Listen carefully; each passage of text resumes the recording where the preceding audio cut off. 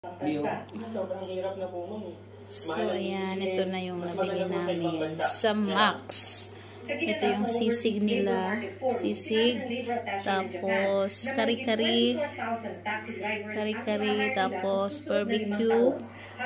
Barbecue nila. Hindi na lang. Tinanggal na lang yung stick. Kasi take out. Tapos, ito yung canton. Ito yung whole chicken ng Max. Tapos, may pakek.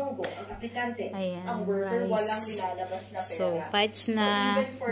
Celebrate ng birthday. Ayan. Naghahanap din ang mga driver ng truck, bus at taxi ang ilang bansa sa Paraos lang. Good for 2. Good for 3. O, diba? Pwede na. Sa 55,000 hanggang mahigit 142,000 pesos. Ang hinahanap naman daw nila dito, marunong magsalita ng Ingles. Kaya sana raw, sabi ni Rexon, mag-alok ng language courses ang TESDA.